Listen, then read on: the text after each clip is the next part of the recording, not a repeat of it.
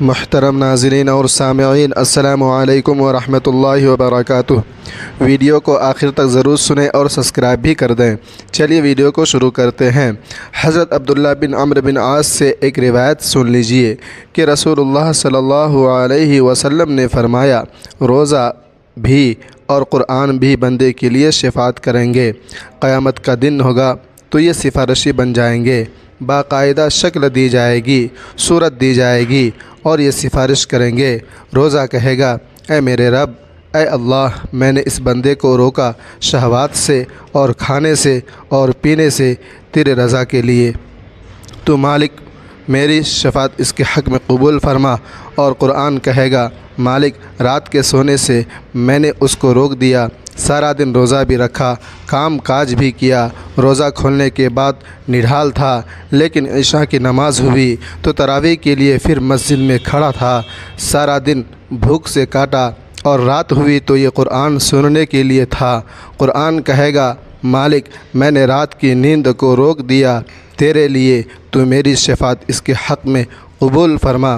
رسول کریم صلی اللہ علیہ وسلم فرماتے ہیں، اللہ قرآن اور روزے دونوں کی سفارش کو قبول کر کے اس شخص کو جنت عطا فرما دے۔ تو آئیے ماہ صیام میں کثرت کے ساتھ قرآن مجید کی تلاوت کریں۔ تراویح کا جو اہتمام ہوتا ہے اس میں پورا قرآن سننا چاہیے تاکہ قرآن مجید کی سفارش سے فیض یاب ہو سکے قیامت کے دن۔ لہٰذا یہ درمیان میں چھوڑ کے کوئی 8 پڑھ کے بھاگ گیا، کوئی 10 پڑھ کے بھاگ گیا، کوئی 4 پہ بھاگ گیا، اس کلچر کو ختم کرے، اس رواج کو ختم کرے اور 20 تراویح کی جماعت کے ساتھ پڑھیں۔ پورا قرآن مجید سننے کا موقع نصیب ہوا۔ مسجد کی زیب و زینت اور رونق ہے نمازیوں سے، اور جب آدھے نمازی چھوڑ کے بھاگ جائیں تو پھر کیا کیفیت گزرتی ہوگی مسجد پر۔ تو اس لیے اس پہ غور کریں اور 20 تراویح پڑھ کے اس کی لذت لیں اور پورا قرآن مجید ایک جگہ پہ سماعت کریں۔ حضرت ابو ہریرہ رضی اللہ تعالی عنہ سے مروی ہے، حضور صلی اللہ علیہ وآلہ وسلم کا یہ فرمان بھی سنیے جو صحیح بخاری و مسلم میں ہے، جو محاسبہ نفس کے ساتھ اور ایمان کے ساتھ روزے رکھتا ہے، اللہ تعالی اس کے پچھلے سارے گناہ معاف فرما کر اس کے دامن پہ گناہ کا ایک دھبا بھی باقی نہیں رہا۔ یہ کرم نوازیاں ہیں۔ حضور علیہ الصلاۃ والسلام کا ماہ صیام سے قبل خطبہ دیا کرتے تھے۔ صحابہ کو ماہ صیام کا استقبالیہ خطبہ دیتے کہ ان کو ماہ صیام کیسے گزارنا ہے اس کی تعلیم دیا کرتے تھے۔ یہ خطبہ جو حضور صلی اللہ علیہ وسلم نے ارشاد فرمایا وہ آپ کے سامنے رکھوں گا۔ حضور نے ارشاد فرمایا، لوگوں تمہارے اوپر ایک مہینہ جلوہ افروز ہو رہا ہے جو بہت بڑا مہینہ ہے، بڑا عظیم مہینہ ہے، جو مبارک مہینہ ہے۔ وہ ایسا مہینہ ہے جس کے دامن میں ایک رات ایسی ہے جو 1000 مہینے سے بہتر ہے۔ اللہ نے اس مہینے کے روزے کو فرض بنایا اور اس کی رات کے قیام کو نفل بنایا، اور جس نے اس مہینے میں کوئی بھلائی کی تو وہ ایسے ہے کہ جس طرح اس نے فریضہ ادا کیا۔ اگر کسی نے نفل ادا کیا تو ایسے ہے جس طرح اس نے فرض ادا کیا، اور جس نے اس مہینے میں ایک فرض ادا کیا اللہ تبارک و تعالی اس کو 70 فرضوں کا ثواب دیتا ہے۔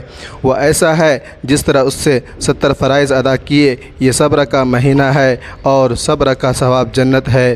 ایک دوسرے سے پیار کرنے کا، ہمدردی کرنے کا مہینہ ہے، دکھ بانٹنے کا مہینہ ہے، درد بانٹنے کا مہینہ ہے، لوگوں سے محبت کرنے کا مہینہ ہے۔ یہ وہ بابرکت مہینہ ہے جس میں مومن کا رزق بڑھا دیا جاتا ہے، اضافہ کر دیا جاتا ہے۔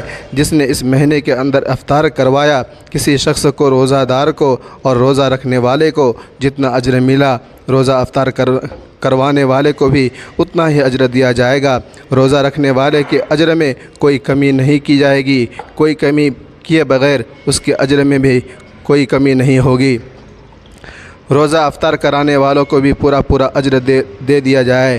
یا رسول اللہ صلی اللہ علیہ وسلم، صحابہ فرماتے ہیں، ہم نے عرض کیا، اے اللہ کے پیارے حبیب، ہم میں سے سارے تو ایسے نہیں ہیں کہ جو روزہ دار کو روزہ افطار کروا سکے، غریب لوگ بھی ہیں، مسکین لوگ بھی ہیں، تو سارے لوگ تو ایسے نہیں ہیں تو حضور صلی اللہ علیہ وآلہ وسلم نے کیا ارشاد فرمایا، سنیے۔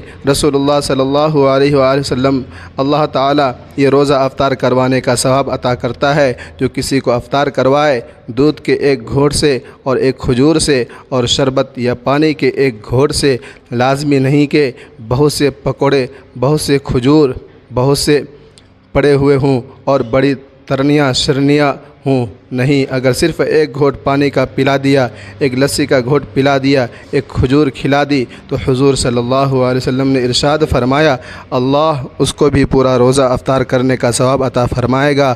اور آگے فرمایا، حضور نے فرمایا اللہ اس کو حوض کوثر سے جام پلائے گا یہاں تک کہ وہ جنت میں داخل ہو جائے گا، اور جنت میں داخل ہونے تک 50,000 سال کا دن ہوگا، اس کو دوبارہ پیاس بھی نہیں لگے گی۔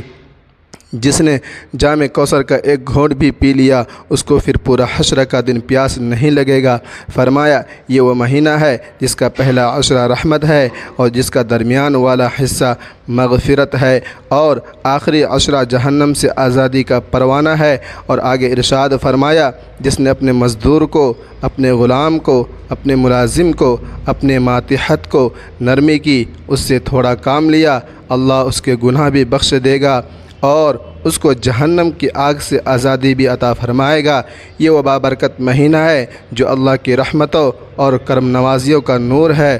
حضور علیہ الصلاۃ والسلام نے ارشاد فرمایا ہر شے کی زکوٰۃ ہوتی ہے، جسم کی زکوٰۃ جان کی زکوٰۃ روزہ ہے، روزہ جسم کی زکوٰۃ ہے۔ باطن کا طرز کیا ہے؟ من کا چراغاں ہے، نفس کی سرکوبی ہے، شیطان سے بچاؤ کا ذریعہ ہے اور دوزخ سے ڈھال ہے، اللہ کی رحمتوں کا حقدار کرتا ہے، اس کی کرم نوازیاں ہیں ہمیں نصیب کرتا ہے۔ ہم خوش نصیب ہیں وہ لوگ جو ماہ صیام کو پورے خشوع و خضوع سے گزارتے ہیں۔ اگر باتیں اچھی لگی ہے تو ویڈیو کو سبسکرائب اور ثواب کی نیت سے زیادہ شیئر کرنا نہ بھولیں۔ تب تک کے لیے، اگلے ویڈیو تک کے لیے مجھے اجازت دیجیے۔ خدا حافظ۔